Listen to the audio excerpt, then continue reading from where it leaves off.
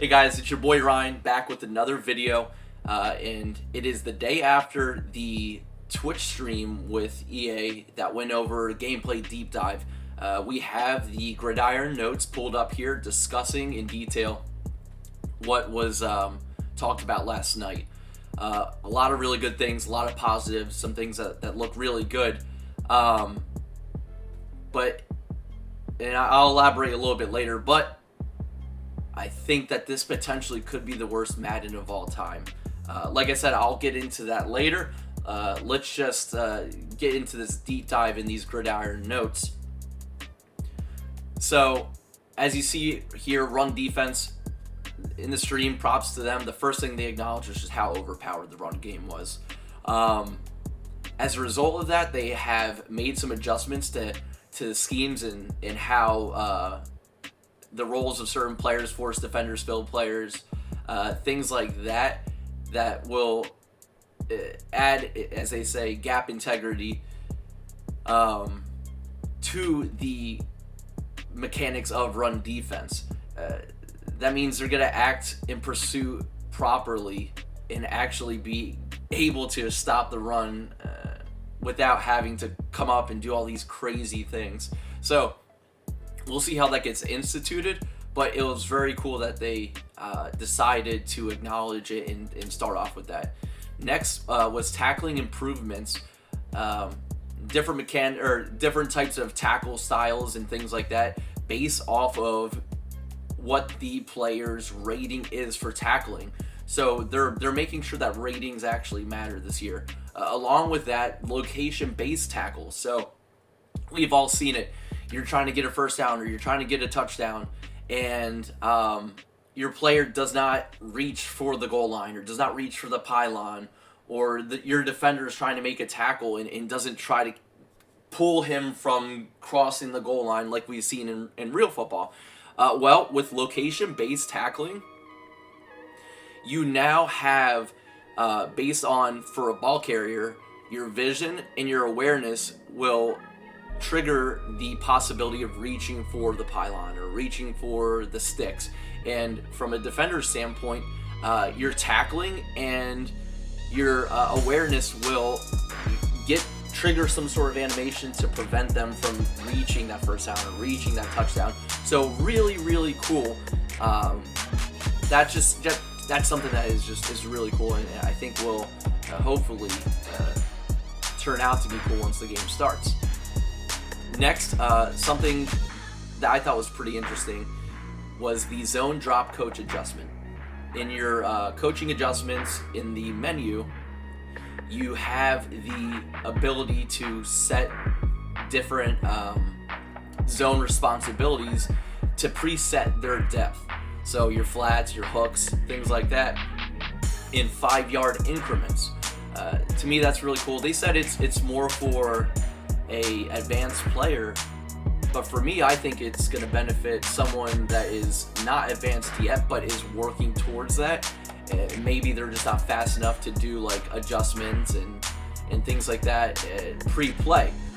So that's pretty cool. They did say that there is a negative to that, where if you are doing all these adjustments, then the AI of your defenders that you're not using, they're not going to match zones anymore. So you potentially could open up massive holes in your zone. So still really cool though. Anytime you can control your defense or have more input on your defense and the way it behaves, I think that's really nice. All right, so QB and passing movements. Everybody knows that some of the mechanics with passing were pretty bad, especially like some of these longer throwing motions, things like that would result in sacks. They're making changes to that, especially for the deeper passes to be able to get the throw off faster. Throwing out of sacks, it says here, deep passes under pressure. Basically just creating a little bit more of a realistic type of experience, especially in regards to the throw under pressure attribute on players. They're making it matter once again. So that's really cool. The higher your throw under pressure, things like that, you'll be able to get passes off accurately, or if it's lower, it might be a duck or a fumble, things like that. So they're actually making adjustments to these throwing mechanics. In addition to that, also some of the cross-body passes you'll receive less accurate throws and things like that. That whole Mahomes no look pass was something that was really exciting coming into this year, but kind of unrealistic across the board in this game. But it was an ability too that people were putting on. So I mean, can't really be mad about it. But they're just making some adjustments to that, and you see QB branch outs, being able to roll out faster and things like that. So they're paying attention to passing, trying to make it more realistic.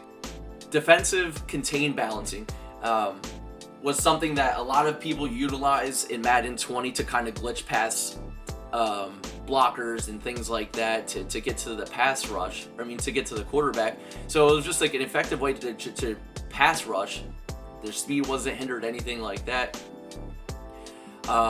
So what they're doing this year is they're slowing them down and making it a true contain instead of a full speed rush, unless the quarterback starts to scramble. So just kind of getting rid of the glitchiness that some of the contain blitzes had in Madden 20. Catching responsiveness was something that I think is really cool. It goes back to awareness. We've all probably thrown passes to players like right along the goal line and did like a possession animation, and the player just falls over, curls up, and doesn't make an effort to get to the goal line or something like that.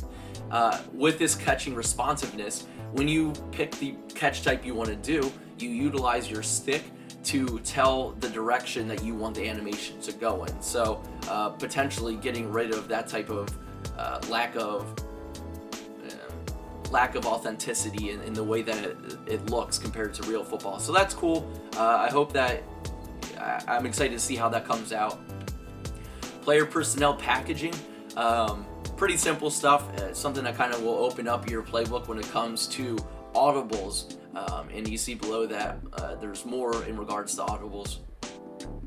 If you are running a formation that has X amount of running backs, X amount of tight ends, X amount of wide receivers, you could audible to any formation that has that same personnel. So it really opens up your ability to choose plays based on the defense that you're seeing or your what part of the field you're in, things like that. So it gives you a lot more to choose from, which is really cool.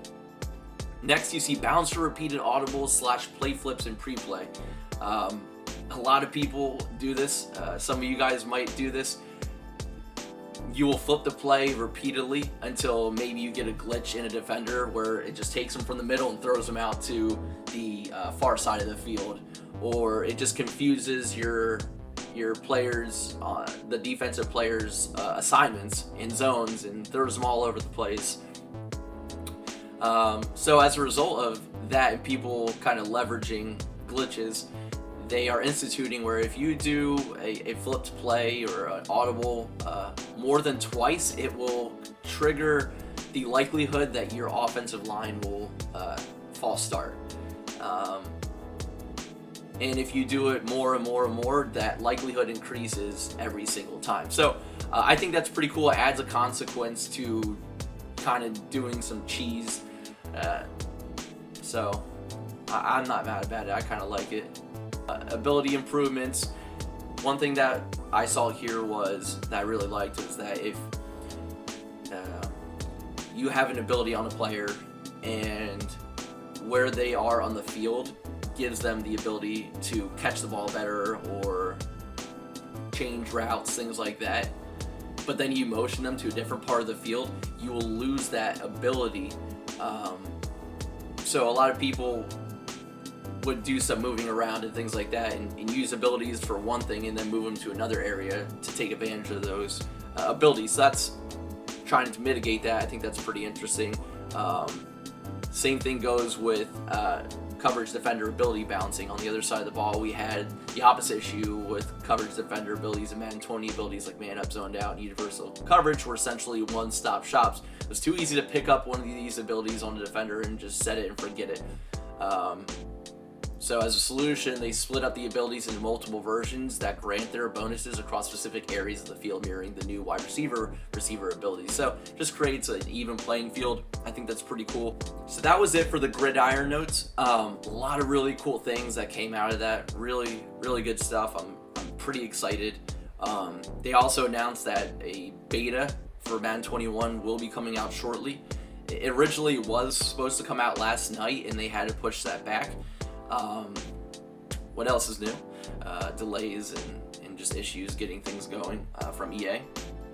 What are you gonna do? If you filled out the form, that they alluded to like a week or so ago, whatever it was, that entered you into the possibility of getting a code for the beta.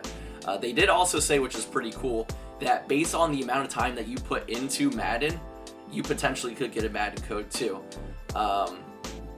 They did not announce when the Madden beta is going to come out, but they said it will be announced shortly. So we'll stay tuned for that. Now, one thing that I was hoping they would talk about is, what if there's no NFL season? It's a very real possibility. I'm not saying has a strong likelihood of happening, but it's definitely something to consider. And to me, why, if we don't have a season, why that would make it the worst Madden of all time is, and this is specifically for MUT, but it will affect some like franchise type of stuff too, because they said that they want to adjust along season how things are going. But for MUT, if we don't have a season, you're gonna lose out on Team of the Week content. You're gonna miss out on Football Outsiders content. You're gonna miss out on NFL playoffs, Team of the Year, Super Bowl present, NFL honors, draft picks.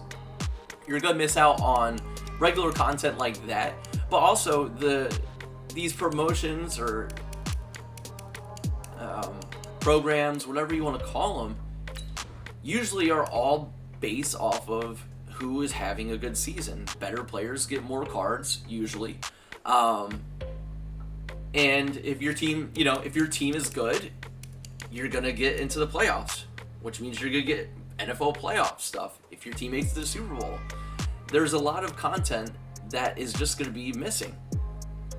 And last night in the stream, they said that this game is being launched remotely. People are still working from home, and we saw how hard it was to get new content. Madden 21 is going to have a hard time getting new content, even if there is a season. If there is not a season, what are we going to do here? How are they going to create content? What is going to be the basis of creating new content and promotions and cards? It's not going to be good. It's going to be horrendous. And that's just the fact of what we're dealing with here. To me, if we don't have a season, that's worse than not having a good Madden. But as far as Madden goes, that's not great. It's terrible. And it's something that I guess they're kind of avoiding that notion or thinking about it, and but it's something that should be considered and should be thought about. Do we have a season this year? Probably. I mean, at the end of the day, money talks, and the NFL loves their money, and they're going to find a way to make it happen, but it's definitely something to consider. So if we don't have a season, this will easily be the worst Madden of all time. But fingers crossed we do have a season. Now, that's really all I have for you. So if you have any feedback about what you think will happen, how Madden will be if we don't have a season, or how much of an idiot I am, because I said that there's a possibility we don't have a season, let me know. But if you liked the video, lob me a like. If you really like the video, hit that subscribe button. That's really all I got for you guys. I hope you're all doing well. But I'm out. Take care. Be safe, guys.